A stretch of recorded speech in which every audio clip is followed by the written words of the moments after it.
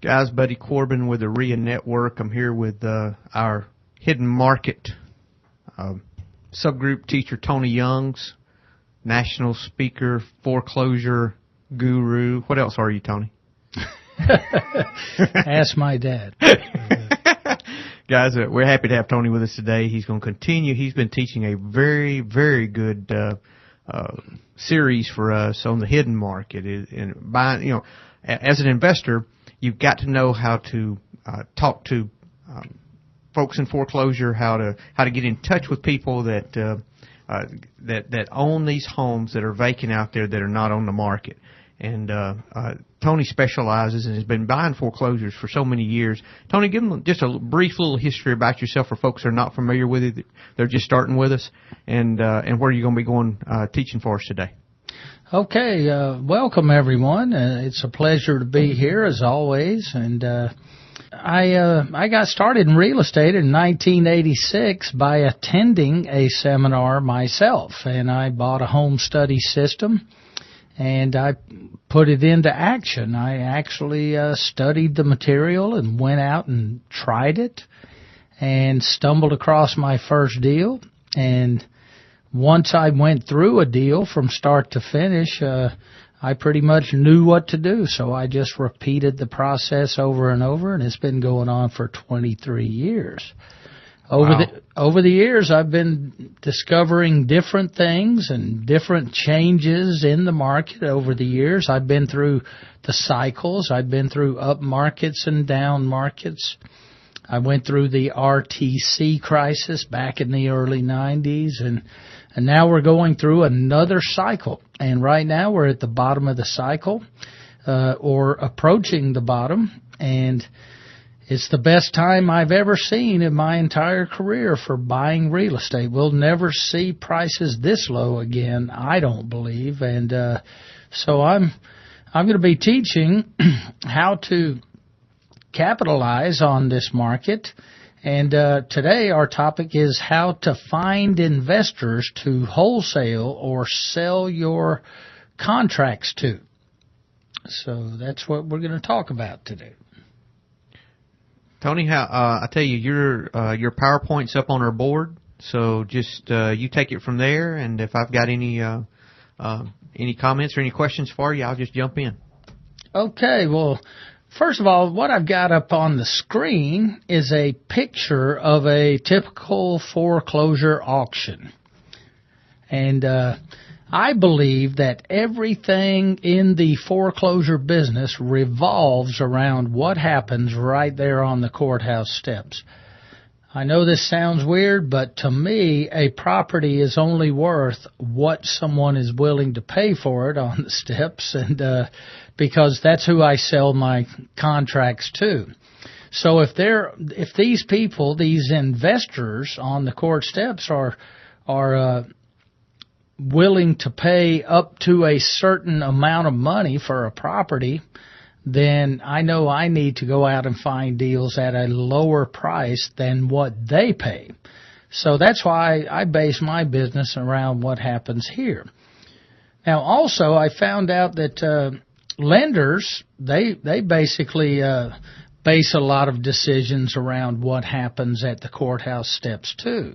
Because if I was trying to buy a house from a homeowner who may be in default, and they may have multiple mortgages or maybe some liens, if I'm trying to buy before the auction and I need to discount a second mortgage, well, the mortgage lender is going to determine would they make more money by letting it go up for auction on the steps, or would they make more money by selling it to or assisting me in purchasing the property before the auction? So whether it's lenders or investors, I feel that there's a lot of good information around these courthouse auctions. And that's where you meet investors, you see. I know that the real estate investors usually go to these foreclosure auctions. And if you're looking at the picture, you see quite a few investors, and if you look at the guy with the circle around his head, he is the auctioneer. That's not a halo? Nope. As a matter of fact, he would even tell you, no way, that's a halo. Because, the first thing he'll tell you is, I am not your friend. And so that's one thing, buddy, is that the auctioneer is usually not your friend. They can act like they are sometimes, but they're not. They do represent the lender, and their job is to try to get as much money as they can for a property.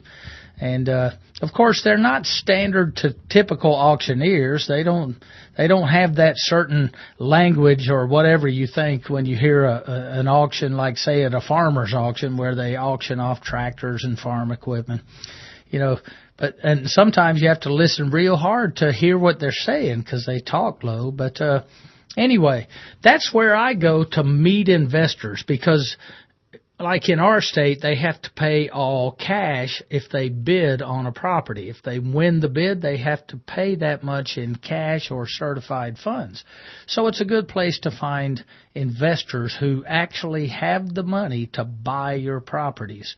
And I've met a lot of great investors at these courthouse auctions, not just here in my hometown, but all over the United States. I just got back from Chicago this week, and I went to 2 different foreclosure auctions in Chicago, and we met quite a few investors. All we had to do is look for the people that were actually bidding, and all I do is explain to them what I do. I say, hey, when these properties go back to the banks, I do a lot of due diligence, and I make offers on these houses, and sometimes they even offer me list of other properties that they have repossessed in the past, and I negotiate some good deals. So then I would contact these investors and ask them if they would like to buy these houses, and perhaps I pick up a finder's fee. So that's one of the ways. Now, I can tell you another good way is those REDC auctions. I forget what that stands for, but it's REDC. Now, I'm sure you've all seen or heard at one time in the last couple of years, there's either TV commercials or there's radio commercials, and then there's signs around town. It's put on by the USHomeAuction.com.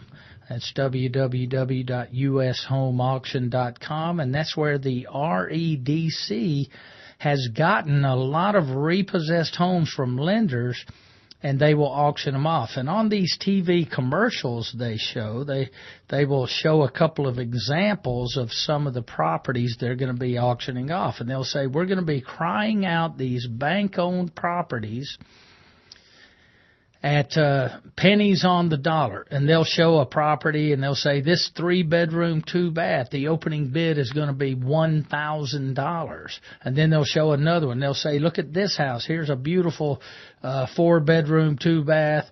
The opening bid is going to be $2,500. So you're going, man, I got to go to that auction. So if you've ever gone to one, they attract a lot of people.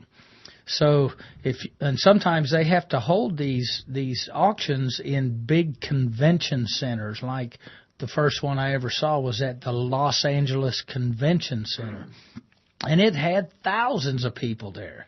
But of course, just like the auction you're looking at on your screen, there's a lot of people, but only a few people are actually bidding on the property. So that's how you find out who has the money.